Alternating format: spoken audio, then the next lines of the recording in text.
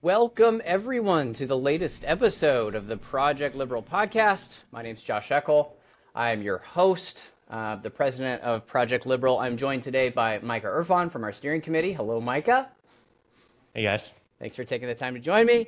And today we're joined by somebody who I'm a huge fan of, who I've been watching for years, who's a commentator, he's a streamer, Steven Bonnell, aka Destiny. Destiny, thanks for taking the time to chat with us, man.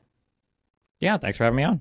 Absolutely. So today we wanted to talk about a variety of topics, many of which that you've talked about publicly. I was going to maybe kick us off with just some of the summaries, then hand it over to Micah to maybe drill into the specifics. So we want to talk a little bit about leftism versus liberalism, the difference between those two ideologies. We want to talk a bit about some of the stuff that came out of the Tenet indictment, Russian influence in our elections, and then close it off with kind of the downfall of the Republican Party, January 6th, and kind of the trajectory right now of the American right.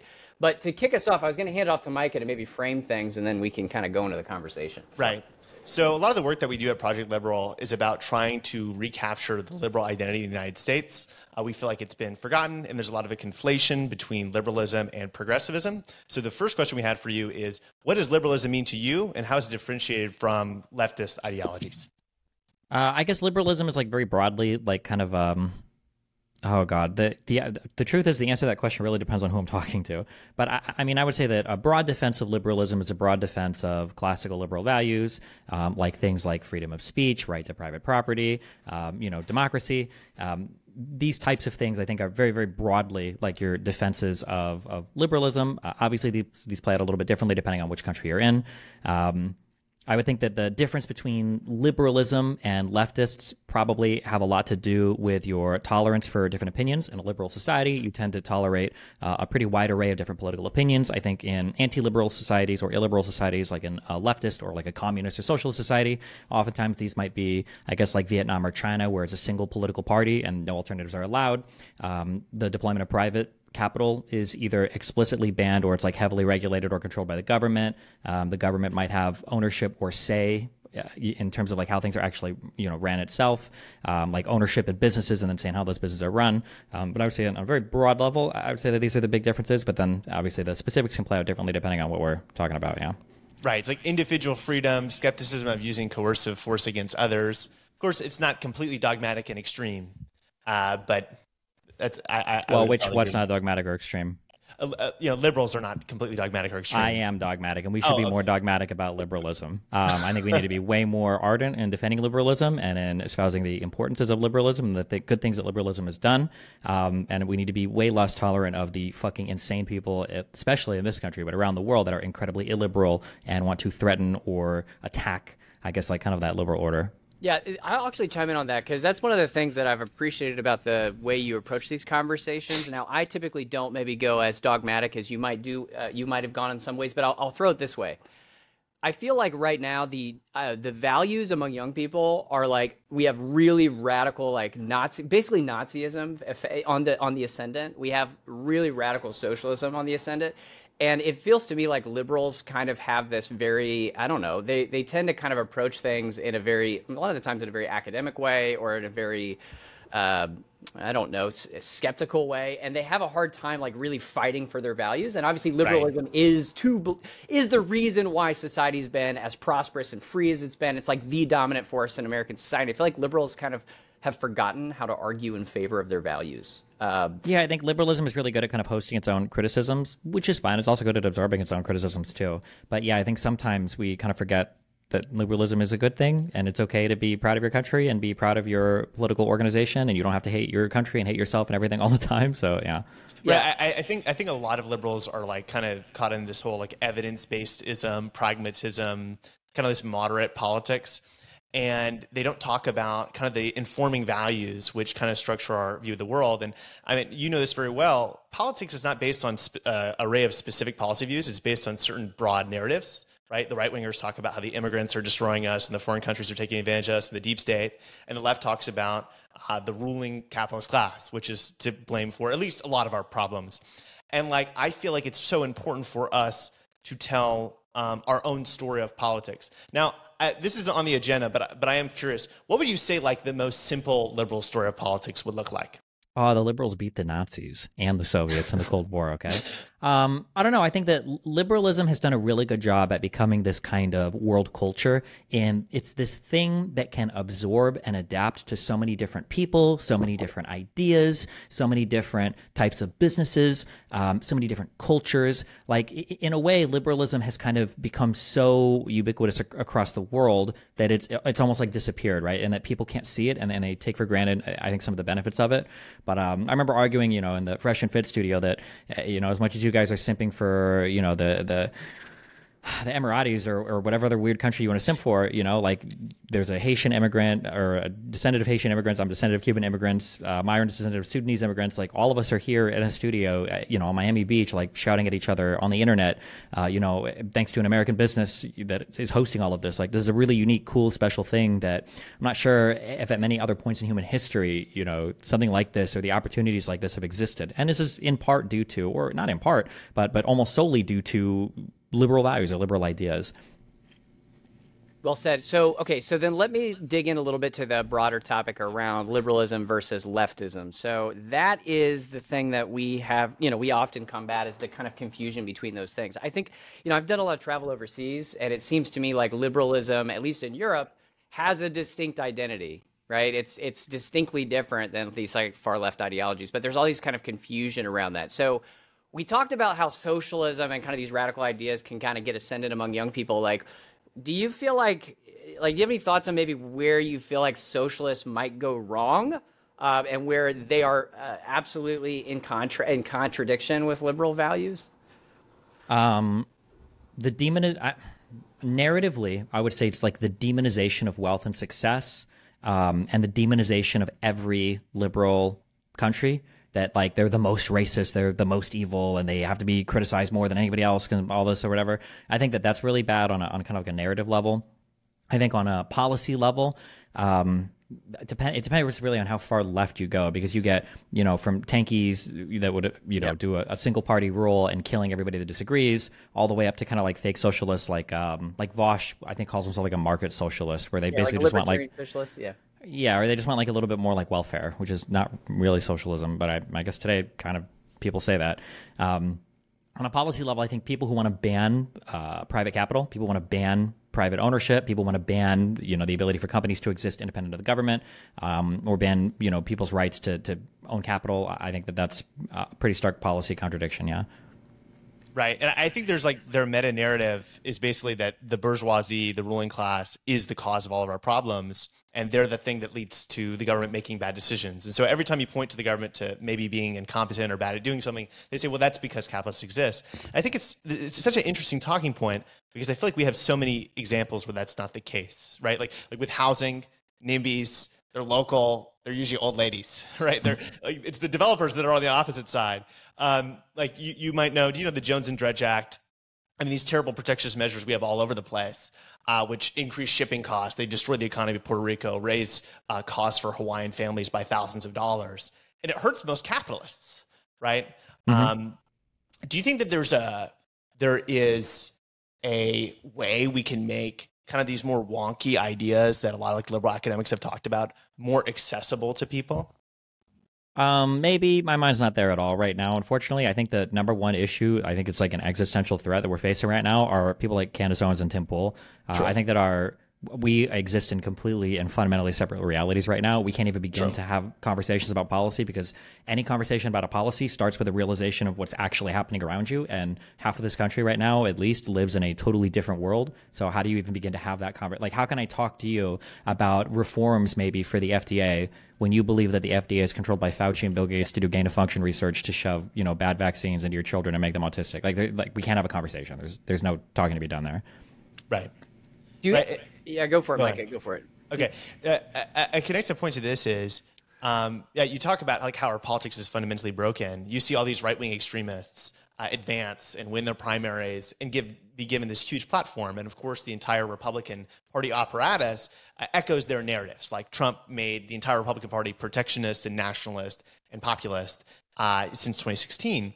Do you think that there's a certain series of institutional reforms, maybe like changing our voting system, changing our primary system, maybe changing campaign finance laws, that we need to pursue to maybe structurally fix the brokenness at the heart of our politics? There are probably some things I would be in favor of, some reforms. The issue, I think, sometimes is people, like, you can't make any system foolproof. Like, at the end of the day, you know, dictatorships can have bad dictators, democracies can have bad voters. If your population is fucked, no amount of structural reform is going to save you from that fuckedness. There are some things I think that would help. I feel I'm a big fan of Supreme Court term limits, just because it makes it so the like one president gets one Supreme Court nomination or something, or one term is one nomination. I think that would be really healthy. There's probably other things I would see done, maybe like that interstate compact for voting, or whatever the fuck they call it. The idea that the popular vote maybe might determine the president, that might be probably something I'd be okay with. Maybe adding more representatives to the House, I think, are things I'd be okay with. I think right now there's way too much like government institutional DEI for conservatives, and I think most of that needs to be stripped the fuck away immediately. They've abused it and basically shit on that good faith, that institutional advantage they've had for way too long, and I think they need to pay more political prices for how unpopular and insane they are. So I think that a good place to start is by getting rid of all of the basically like affirmative action that they have in the House of Representatives and with the Electoral College, and they can keep the Senate is fine.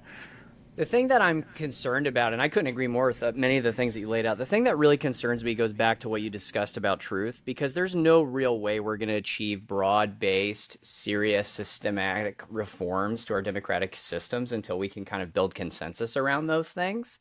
And when we're operating in two different realities, like two different, not only political realities, but like truth, we have completely, like as you mentioned, Tim Pool, the reality they're living in is completely based on falsehoods.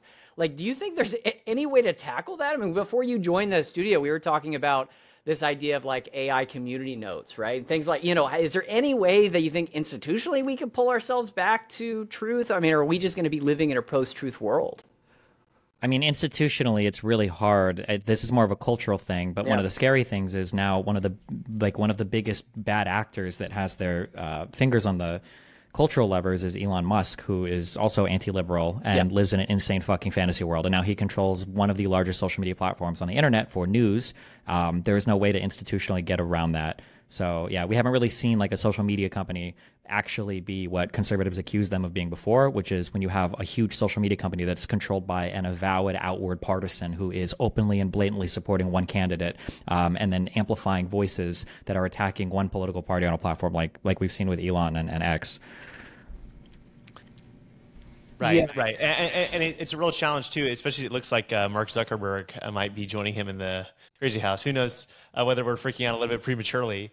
But it does seem to me that like there probably has to be some sort of institutional answer here. I mean, it seems like Twitter's a particularly bad example, but our social media algorithms are amplifying the problem. And I know a lot of people have called for social media regulation. I imagine we'd all agree that I'm not very optimistic about its prospects.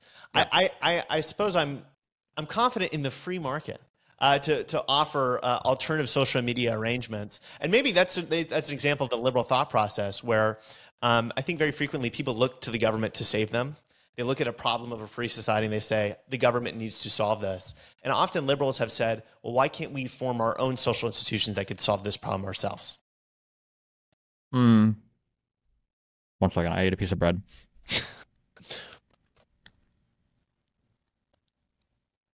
You were supposed to chime in with something there, so it wasn't awkwardly silent. No, that's okay. Thinking that the free market will solve the misinformation problem, I think is akin to thinking that like socialism or communism can do like a command economy and solve every problem.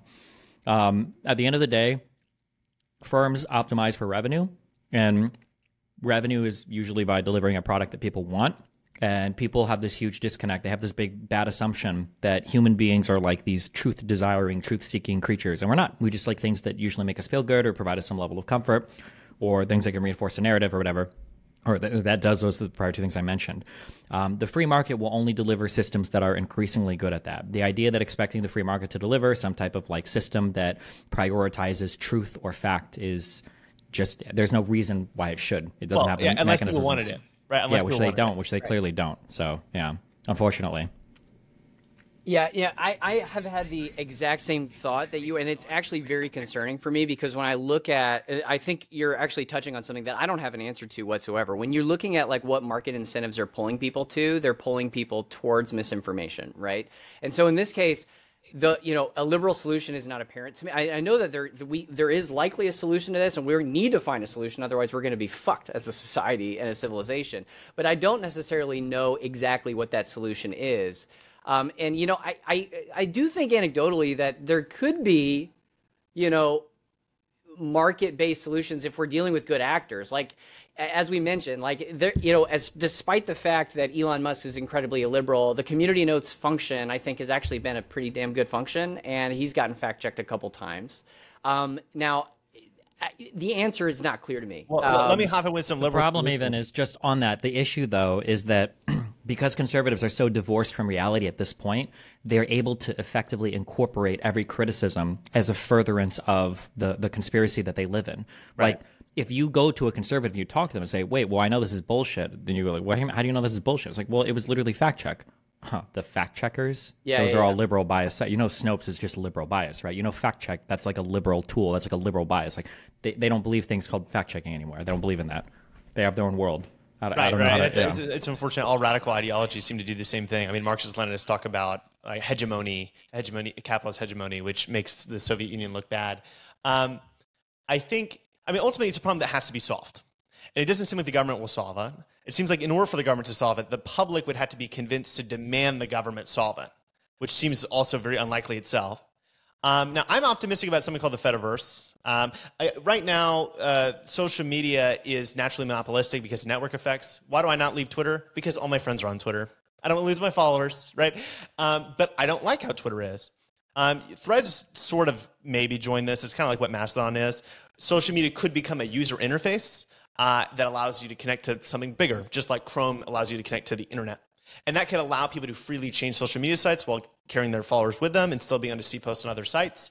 Does that solve every problem? No, because people would still have to move to the better platforms.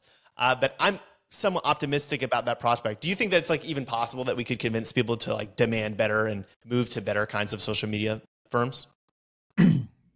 No, because I think that one of the big problems you have right now is people have this assumption that every single person is the same in terms of their engagement with reality right now. So anytime you push in a direction where you're punishing like a bad thing that's not tied inherently to a political party, conservatives will always accuse you of being heavily biased and they won't participate.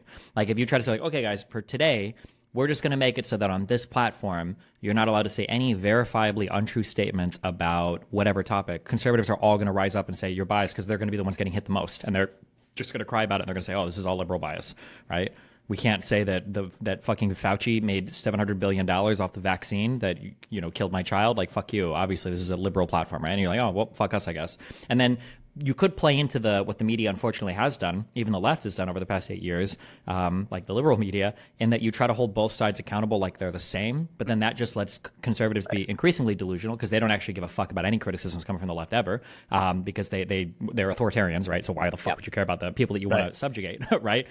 So nothing that you say matters to them, and then when you shut on the left obviously cares, right? Like the conservative media can attack Trump all day. Trump's never stepping down because the liberal media attacked Biden. Biden stepped down in how long was it after the debate? A week or two? Like, yeah. So it's like, it's not even close to it's just, you can't live in worlds where you have such dramatically different standards. It's not functional. And there's no moral and there's no good and there's no effective way to navigate that world. So the first thing you have to do is aggressively even up the standards, because you can't exist in a world where your opponent is allowed to fart in an elevator next to you and then tell you that you did it. Like, you can't live in that world.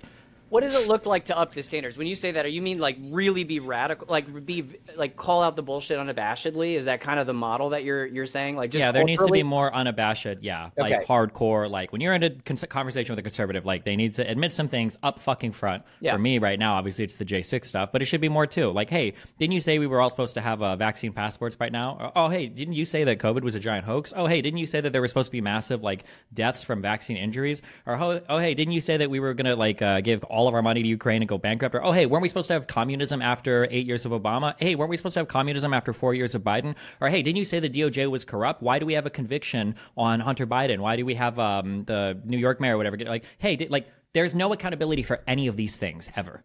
Meanwhile, these guys will say, what about when that guy wiped Hillary's email server? Yeah. No. I think you're completely correct.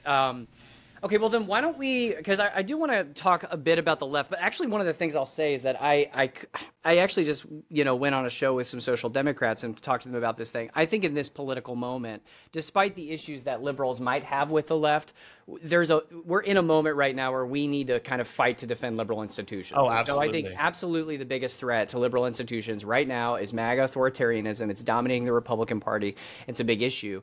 I do want to come back to that, but maybe we could talk a bit about Tenet and about Russian influence, because let me just frame this a little bit for you, Steven, so that I can kind of fill you in a little, like kind of where I'm coming from.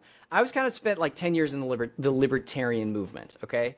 There have been articles that have come out, and I don't use the word libertarian anymore. I use the word classical liberal. I just use the word liberal actually to define my viewpoint. I think I watched the libertarian movement get like totally co-opted by like pro-MAGA groups a couple years ago.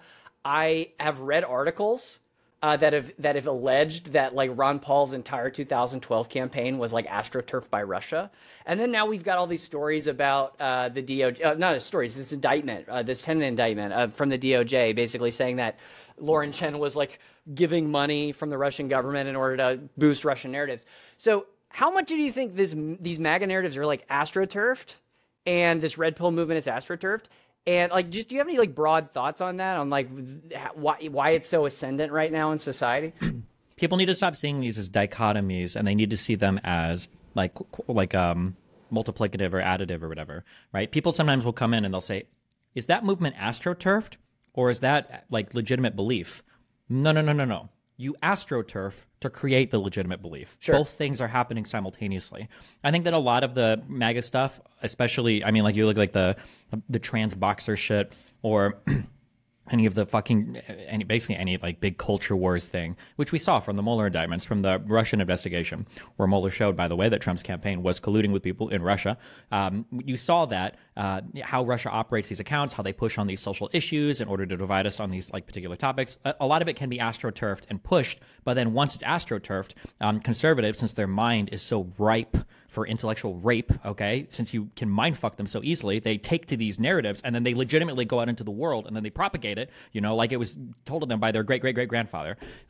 So yeah, I think a lot of it begins astroturfed, but conservatives are just so easy to yank the chain on, and then they'll chase it like a cat going after a laser pointer down the hallway. They'll just run as hard and as fast as they can towards it. So it might have started off astroturf, but a lot of it is legitimate now. Yeah. Yeah, I think that's definitely correct. I mean, you see like all these like right-wing nationalist populist groups which came about, and like very quickly you've seen, like, look at TPUSA. What's their catchphrase? Free markets, limited government, like individual liberty. Like, is that visible in any of their rhetoric? I don't know if it was before, but it certainly isn't now. Charlie Kirk never even says the words free markets anymore. He talks about tariffs, and he talks about all these social cultural issues. And it seems like, the Trump movement created just a couple talking heads like Tucker Carlson, and very quickly all these people just flipped on a dime. You see Vivek Ramaswamy trying to, tie the bow and connect it. He says, and JD Vance says the same stuff, which is, whenever times are good, yeah, we can have freedom, but times are bad now. And so now we can't afford to actually all this freedom stuff. Yep. We need the state to support us in this war, fight for our very existence. Mm-hmm. Yeah, it's super cringe that it's like when you think of like history books and you read it, you're like, how do these fucking idiots like fall for Hitler? Like, LOL, how stupid must the Germans have been? And then like you look at Donald Trump and he's like, the media is the enemy of the people. And it's like, oh, well, yeah, that's why. Like it's like the most fashy 101 type of statement you could ever make. Like, Jesus, that's a pretty extreme thing for the president of the United States to say, I'm going to sue all the media so they can't criticize me. Okay, that's kind of weird. Yeah, it's just it's beyond like ridicule. Yeah. Yeah, no, I agree, and it's honestly really shocking to me to watch. I mean, I guess it's very disturbing to me to watch the mainstreaming of authoritarianism and then just see it regurgitated. The thing that blows me away is like I see it regurgitated. To your point about things being astroturf, like then breaking into the national consciousness and like being part of just everyday discourse for decades. Like I have family members I interact with that are repeating these narratives that are completely like well-meaning people that just read these things online. Like they get caught into these kind of like pipelines, and then it is just part of the dominant discourse. And I've heard these things for years, and they get more and more and more and more radical and more and more and more authoritarian. It's very, very concerning. Do you feel like a lot of this stuff on the right, Like, I mean, the engagement numbers that these people are getting is crazy. Do you think that, I mean, I have an assumption about this, and I'm going to assume where you might go with this, but like this Russian money, this whole nexus of Russian money, I mean, this has got to be a bigger machine and a bigger infrastructure than what's coming out with this DOJ indictment. Well, it is. Didn't they say in another release in that, and the was it an FBI, not a report, not an affidavit? Well, they put out something, but they said there were like 600 influencer operations in the U.S. that they'd identified up to that point, right? Where they haven't named them yet. So yeah, I mean, it's not surprising at all, but. Okay. Why don't we talk about January 6th? Micah, you got something to comment on? Yeah, let's transition to January 6th. I think it's directly related to this. Speaking of relatives, talking to so many people that refuse to acknowledge that Trump tried to overturn the last election, or alternatively refuse to acknowledge that it's very clear it was not stolen. What would you say? Like, what is your go-to pitch whenever you speak to like kind of that standard, like well-meaning family member who just doesn't get it? Catch you on the other side of the Civil War. I mean, I don't know. I mean, like, it's delusional. Yeah. The fact that, like, you want the left to take ownership over, like, some random fucking pet project or some, you know, trans person who shouldn't have been trans, and you guys are responsible for this and blah, blah, but they won't even acknowledge, like, the reality of what's happened in past events is, like, this is fucking, it's a joke. It's an actual fucking joke. Right. I mean, I suppose the evidence is just in the court cases, right? I mean, that's what I always point to. It's like, well, you know, y'all lose they come out like every week and they're like undeniable evidence. The problem is that none of them believe this. Don't stop fucking doing that. Don't do that. You're doing it and Pisco does it and everybody does it. Stop pretending like they're making real arguments. They're not. It's that Voltaire quote or whatever where they delight in like playful argument. They don't give a fuck about any of this, right? A conservative will tell you, oh, you can indict a ham sandwich. Okay. Oh, a conviction? Yeah. Well, the courts are rigged. And then they'll come out and they'll show you a fucking affidavit from some state court in a case that wasn't even fucking filed, and they'll pretend it's good as gold. Okay. They don't give a fuck about the standards for any of this shit. Oh, is a conviction? Was it bad? Well, I don't know. Was my guy convicted or was their guy convicted? Oh, well, when they convict their guys, that Hunter Biden case, that was 100% good that they convicted him. I'm glad. All the Trump ones, though, those are totally fucking phony and bullshit and bogus. Right. The Trump impeachment is bullshit. I can't even believe they would try that. The Biden impeachment is good. I can't believe the House isn't voting on it. It's evidence of corruption. Like, there's no consistency whatsoever. Well, there is. Right. I'm so sorry. I fucking lied because I'm an idiot. There is consistency. The consistency is just, if it's on Trump's side, it's always good. And if it supports Trump, it's always good. And if it's against Trump, it's always bad. And if it's not on his side, it's always bad. That's the only consistency. Don't ever play into the conservative delusion that there's any other type of argument that they're proffering there, because they never are. It's always bullshit. Sorry. Wow. No, one of the things that Micah was touching on, and because I don't know, part of me feels like this is going to be one, like a lot of this stuff is one in a decentralized way. Like, don't get me wrong, like your narrative on when you're going after these influencers, these people that have mega platforms, like that's absolutely the way I think you should go for it. I'm thinking of like when I'm talking to like my dad or like a friend of mine, like, you know, they don't really have a deep or rich understanding of all the nuance here, and I feel like if you can kind of put some really clear evidence in front of them and say, look, this is bullshit, the thing that you just watched on TikTok the other day, and here's some court cases that you can look at or some evidence, I think those people could be won over. And that's really what I'm curious for you. I mean, for me, it's like the fake elector scheme, I think, is like the clearest example of Trump trying to subvert the election. But I'm curious as to, like, in those types of conversations, do you feel like there's just any piece of information that if you put it in front of somebody that is able to be moved, it's just super clear? Like, I'm in the influencer world, so I'm like arguing with people online. So my takes are a lot more doomer than what a normal person should be. I'm so sorry. I think that if you can get in front of a person and show them, people like Candace Owens and Tim Pool should legitimately be stripped of their citizenship and deported to a fucking island. I'm not joking. I'm not joking when I say that. Joe Rogan, I'm like 50-50 on, okay? But if you can get enough evidence, and it has to be an abundance of, a lot of evidence in front of a person, and like have an open mind and not be combative, and you're friendly and like you have a whole ass conversation. The problem is it's not the fault necessarily of most conservatives, right? Are you guys both atheists? Agnostic atheist, yeah. If you heard God talking to you in your head right now, would you assume that it was really God, or would you assume that you're like going crazy? Yeah, honestly, probably. Even if I was a Christian, I would not assume that God was just talking to me. Yeah, that's like, it's an issue. It's actually a really strong. I'm a big atheist. But it's a really strong challenge to an atheist. It's like, oh, okay, you believe in God, right? It's like, yeah, of course I would if I had some fucking evidence for it. Okay, well, let's say that God comes down, appears in front of you, and talks to you. Do you believe in God now? Well, no. I'd probably assume I'm going insane. Okay, well, what if your friend comes in and he's talking to your friend? And I'm like, it's probably more likely that I'm dreaming. That God actually comes out, right? Well, at some point you realize, okay, holy fuck, I'm actually so into this like materialist, physicalist, atheist world. I don't know if I actually could ever be shown evidence of God existing. Yeah. And the issue with conservatives is they built up such an epistemically powerful echo chamber that, like, okay, well, look at these court docs. Well, the courts, they're rigged. Okay, well, what about when, like, the people in Congress, really? Politicians, congressmen? Okay, well, even people like McCarthy, he's a rhino now. We don't trust him anymore. Yeah. Okay, well, what about, like, when even the Supreme Court ruled, the courts, the ones that we even hear, Texas v. Pennsylvania, and they didn't even look into the evidence. Trump's already told me that those are corrupt. Okay, well, fuck, like, you're fucked. Like, depending on how strong they're in it, like, every single evidence piece you show them is always furthering whatever thing they believe in. There's no way to pull them out. You can't show them or do anything. They're trapped, but they are. You can pull them out. You just have to try harder. I'm Doomer. I'm sorry. I'm online. Okay, no, it's good. I understand why you would be in that mindset. I don't blame you for that at all. I'm from the Deep South, so I'm surrounded by Trump supporters all the time. I've got some of them in my family, right? So I'm thinking about, like, how do you make those compelling narratives that can maybe pull those people away? And Micah, you may want to chime in on this. One of the groups that I really appreciate right now is Sarah Longwell from the Bulwark and the work that the Republican Accountability Project is doing, because what they're basically doing is they're giving Republicans like an anti-Trump identity, but they're not forcing them to be Democrats. So they're allowing people that off-ramp. I'm not sure if you're familiar with the work that they're doing, but I mean, I'm convinced that, like, they're basically putting out all these ads that are like, hey, I voted for Trump for 3 times, but after January 6th. 3 times. Or 2 times, sorry. Yeah, I voted for him twice. You can vote in a primary. You can vote in a primary. There's my 3 times.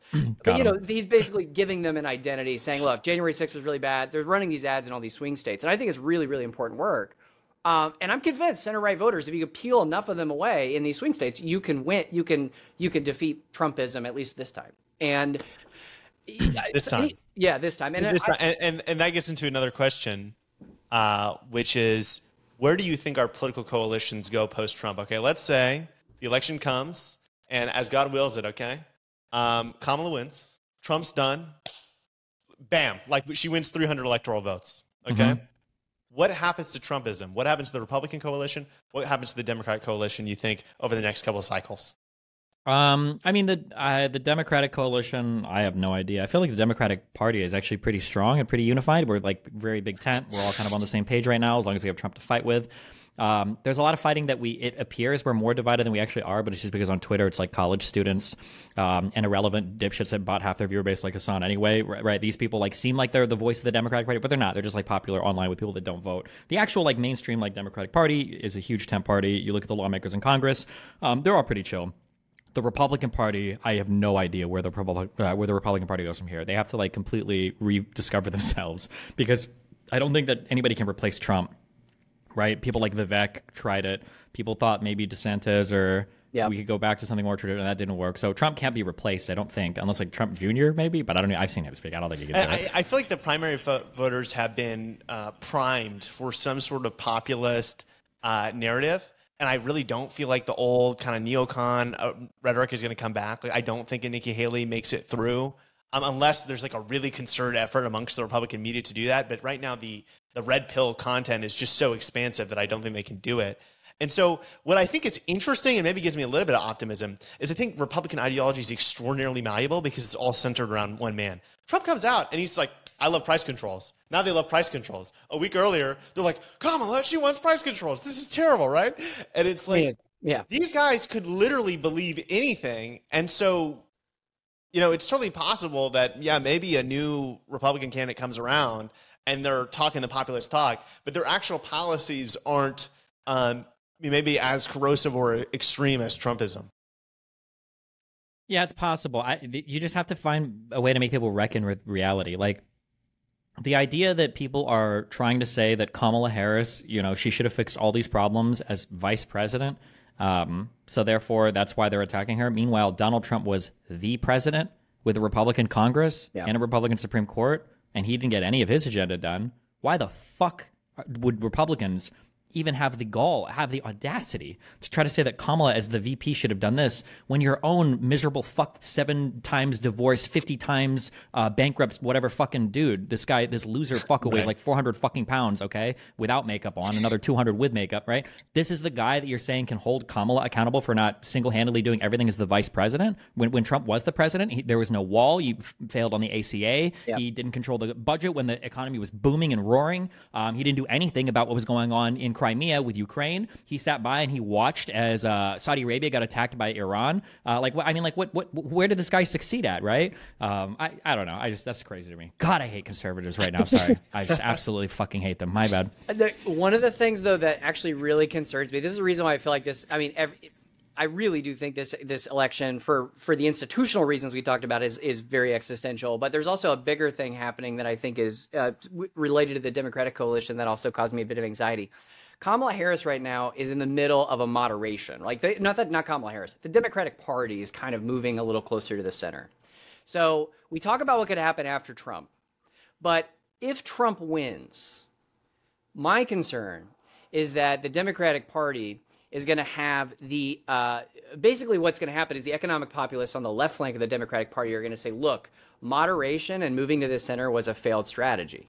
And the Democratic Party is then going to kind of rubber band back to the far left. I don't think, are we really moving to the center or anything? I think so. I think so. Because look at Biden's platform, and then look at Kamala's. Kamala's platform is now EITC expansion. The CTC expansion is center stage. That's like a pretty centrist policy. We have occupational. Wait, how are we defining centrist policy? Giving thousands and thousands of dollars to poor people from government money is a centrist policy? I feel like it's a pretty left-leaning policy, no?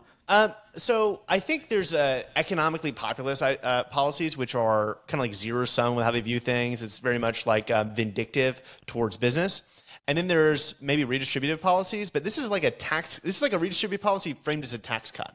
So I think it probably is definitely in the center-left space. I think the EITC is like a Bill Clinton thing, and she's talking about cutting taxes for businesses, occupational licensing deregulation, like YIMBY, like building 3 million homes by getting rid of red tape that's obstructing housing development. Don't you think that's kind of a move towards the center, maybe from the rent control that Biden was talking about right before he got out? I don't know. I guess maybe I feel like they're to the left of me right now in economic policies. So interesting.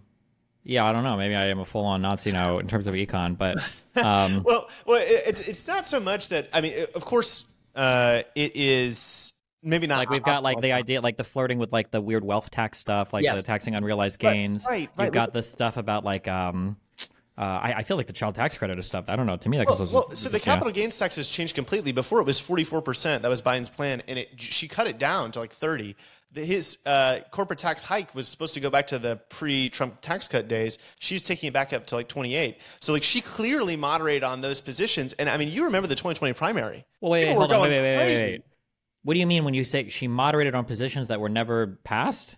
No, these were Biden's positions, his campaign's positions. Yeah, but he never passed any of these, right? We didn't get a 44% capital gains rate. So I don't know, is it counted as moderating if you're coming back but you haven't even passed any of those policies and it's still to the left of... Well, but that's what he was promising when he was campaigning against Trump. Mm-hmm. And like she's changed the promise to like a more moderate promise. I think a more clear example, and I think that like the move away from the higher rates, I think is a good thing. Obviously, I agree with you. Like, I'm not a fan of taxing unrealized capital gains. I think it's lunacy.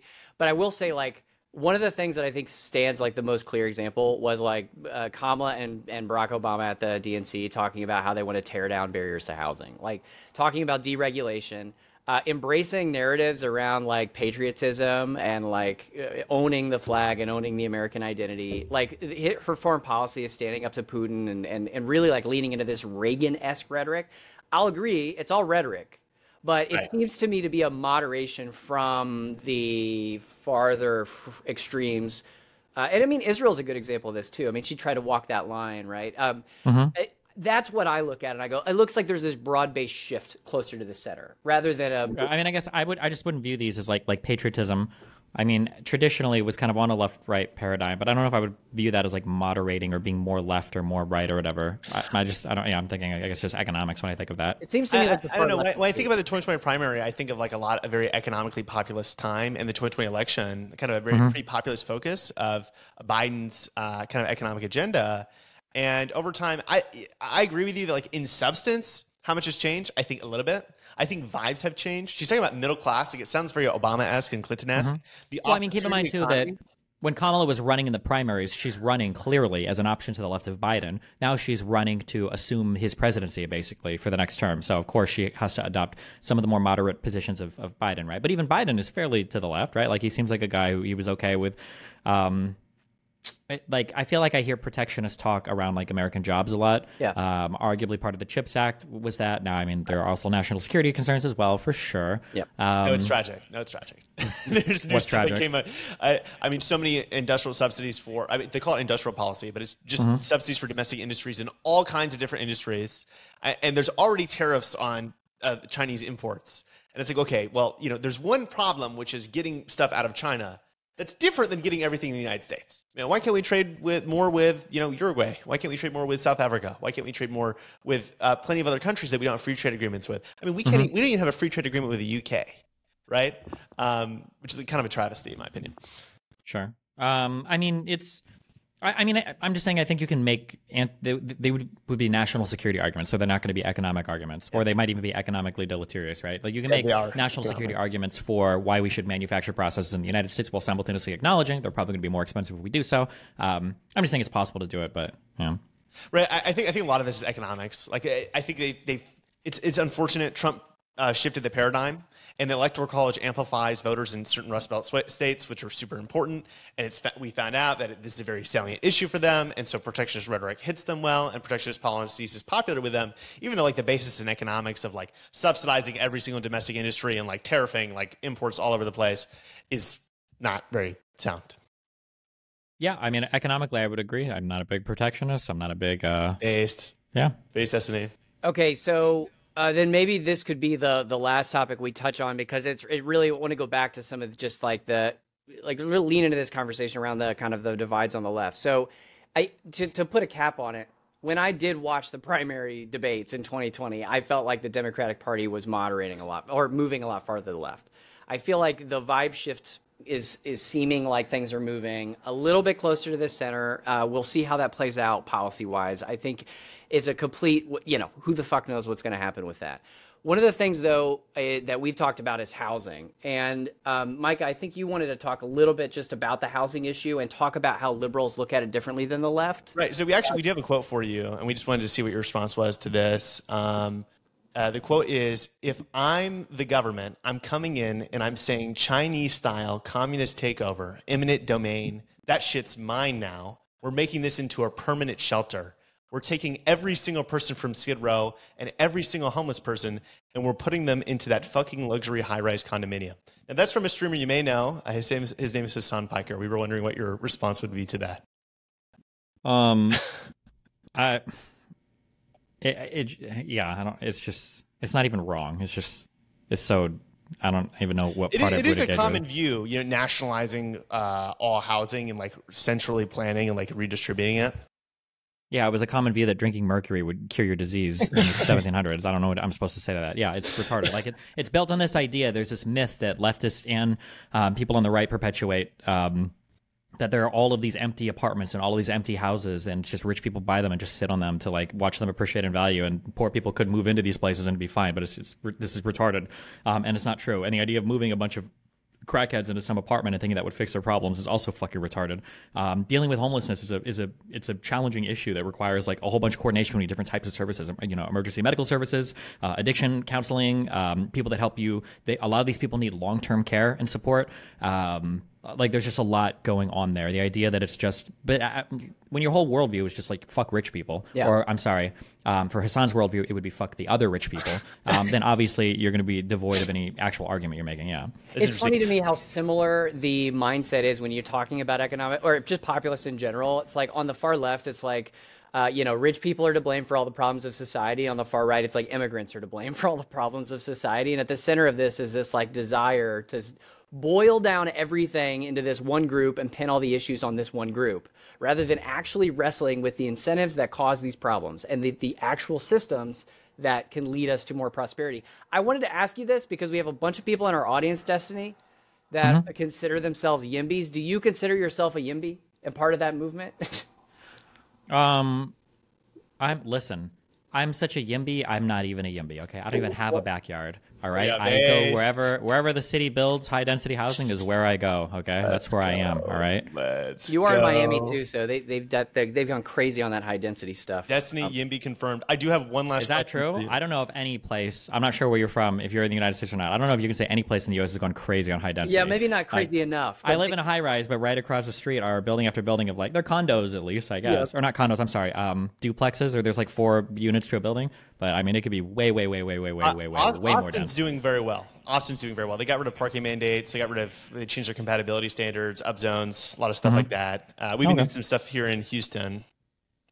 We do some stuff well. Now, I do have one last question for you. We talked about this earlier. There is this common allegation that liberals are boring, they're centrists, they're moderates, they don't have big solutions. And I think a lot of young people are attracted to kind of extremist ideologies because they promise that things could be way different and way better. What do you think about that? And do you think there's any examples of like really big liberal ideas that we could use to inspire people and attract them to liberalism? No, you have to do the homework and you have to understand what the fuck is going on. The issue right now is that we're in a society where we have largely solved a lot of simple problems, okay? We typically don't lynch black people. We don't send gay people to conversion therapy. Women are allowed to vote and go to school. Like a lot of the very simple stuff we've more or less solved, or we've made a fuck ton of progress on. So now the questions that are before us are far more complicated, and they require a more complicated answer. You're taking a guy, you know, who's in the year 1920 who weighs 400 pounds, and he's expecting an Ozempic when what he needs is 2 years of like diet and exercise. When you talk about fixing problems in like say like the black community, like the answer is going to involve caring for the family so that it's not just like a single mom working 3 jobs. It's going to involve like education at an early age. It's going to involve funding for childcare. It's going to probably involve some nutritional or dietary component. It's probably going to involve some changing of like transportation in the city. Like there are all these things that have to be addressed, and people are just looking for like the silver bullet. Like why would I waste all this time on a black kid, you know, when he's 0 to 18 when I could just give him affirmative action when he's 19? Like boom, that should solve everything, right? No, right? It's just all of it, and that's just one of like a million things, you know, whether we're talking climate change or vaccine policy or whatever else. Like everything is very complicated now, and the solutions are equally complicated, and you have to have a good understanding of these things. But when you can just get up there and promise a simple solution to things, yeah, it's way more attractive, and populists are very good at doing that, especially Donald Trump right now. Yeah, I actually think no, I couldn't agree more. The incentive structure is incredibly complex, and it's like 10 times harder to get people to buy in. But I think there's ways, like from a communications perspective, to like brand complicated policy solutions as something simple and digestible. Right. And I actually think the YIMBY movement has done a good job of this, because like YIMBYism as a philosophy is a diverse slew of different policy options, and many of them, you know, even YIMBYs in the movement don't like have full, like they're not all aligned around their ideal solution, but they basically branded it like, oh, we're about building homes, hard stop, and this is how we fix the problem. It's a supply side solution. So that's kind of the way I think is best to approach it. Right. Really I mean, it's like it's land use regulatory reform. Like, what is a parking mandate? Most people don't know what that is. Yeah. I mean, I'm optimistic. I think that I think you're totally right that the truth is complicated, right? The world doesn't come with like some sort of simple ideological solution. But I think there probably is like a simple liberal story you can tell about like individual empowerment and choice, which can be helpful. And I think that you see that sometimes, right? Like, I think like people that advocate for basic income, people that advocate for the child tax credit, that is redistribution, but it's redistribution that puts power in your hands. And there's a lot of examples of that. Like you could talk about healthcare, right? In a lot of countries around the world, liberal parties have created healthcare systems that are universal, but you still have choice. And like that's a really, I think, American thing, you know, like the left talks sometimes about. Yeah, but since conservatives are allowed to live in another reality, like a conservative will shamelessly tell you that those healthcare systems are all broken and don't work. Like they'll just tell you this. Well, right. They'll just say it. No. I mean, conservatives, that's by far the most most pressing issue. But I think there's also an issue in like certain blue states where like the ideology is wrong.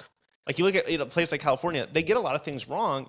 And I think there's special interest group capture and things like that going on at play. But there's also just the ideology of policymakers where they do think of things in kind of like a maybe like a more paternalistic sense. Like there's these problems of like people's choices and we need to come in and like intervene and control them. And maybe there's like a liberal story we can tell about people are the best authors of their own destiny, and the government's role should be to empower them and protect them from one another, which could be effective and lead to a lot of interesting policies like a universal basic income or a means-based basic income or, you know, universal healthcare choice and stuff like that. Yeah, I don't disagree at all. You just have to be able to frame it that way that, yeah, generally you're just giving people more options, you're giving people more control. But Right. anytime more government is involved, yeah, people just feel like, oh, it's actually more restrictive. And it's like, okay. Yeah, it's never that simple. Okay, so then let me just throw, like, to take us out, because I think we're about at the hour. You spend a lot of, this is again one of the reasons why I'm a huge fan of your work, is you spend a lot of time going to war against illiberalism, going to war against this complete batshit insane ideology of MAGA. And I think it's existential in this moment that people of our political persuasion find a way to crack the code to pull people out of these fringe ideologies and back into normalcy. So I'm curious as to, just in the broad strokes, you touched on this a little bit, but how do you feel like we can get better at doing that? Just in the broad strokes, like anything that you've found that just works or doesn't work? Treat conservatives like they deserve to be treated. Treat them like children. When they say stupid shit, they need to be called out and held to account for these things, and they can't be allowed to walk out. You shouldn't. There is no reasonable conversation to have with a conservative who won't live in reality, and people shouldn't pretend to do that anymore. Find other people to bring on and have the conversation with. It's just ridiculous. And then if that fails, and we end up splitting, I think I'm also in favor of. I'd vote yes on this. Let's split the country in two, and we'll go 20 years. Okay, all the MAGA dipshits can go to one side, and all the other people can go to the other side, and we'll see in 20 years where we're at, and then whoever's doing better. You get to rule the other country, and the other side loses the ability to vote for a generation. Fuck you. And we'll just do that. We'll see how, when you have people like Alex Jones as the head of your fucking science department, when people like Joe Rogan are the heads of your media and cultural centers, when your Giuliani's and your Sidney Powell's are the heads of your Department of Justice, we'll see what you guys can do. We'll see what you accomplish. We'll see what you get done. And, if your country sucks shit in 20 years, if you end up being a massive fucking drain like all the red states are and the blue states are right now economically, yeah, if you end up being that, then in 20 years you just lose your right to have a fucking say in things, and you just sit down and shut the fuck up and let everybody else try to move the country forward. Because right now it's like trying to drive the fucking Titanic with 7 boat anchors. I mean, when you look at the metrics from red states, I think you're objectively correct. And RFK, as in charge of like anything related to health, is a horrifying prospect. Absolutely horrifying prospect. Okay, well, listen, we'll try to moderate with RFK. That's the guy who is crying recently because he's trying to get his name back on the ballot in states that will hurt Democrats, right? Yeah, supporting the same party that was crying about playing games with the ballot before and saying it was anti-democratic, right? Just checking, right? Yeah, that RFK, that's what you're talking about? Yep, New York. Okay. New York, I just saw that article like a couple days ago. It's absolutely insane. The guy who had brain worms that died of starvation in his head? I remember that guy. Okay. The guy who has like 5 different dead animals in each week. The chainsaw of the humpback whale and traumatizing his kids. What a great role model.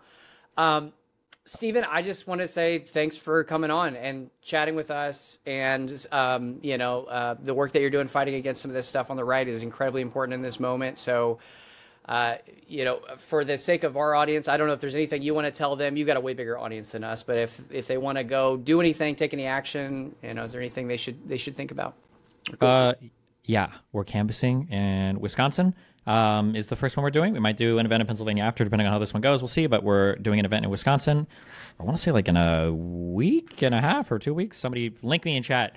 Show up. We'll go knock on doors, canvass, get people to vote Democrats, and have a great time. And rock on. All right. Well, let's hope we can make it past November. I appreciate for our audience listening in on this episode. You can check out more about our project, projectliberal.org. We're building a broad-based cross-partisan coalition to defend liberal values against authoritarianism in pursuit of a free and open society. Learn more at projectliberal.org and on our mailing list. Micah, thank you for taking time. Absolutely. And thanks so much. Steven, thanks again, man. Godspeed. I'll see you after November. Yeah, thanks for having me. See you guys.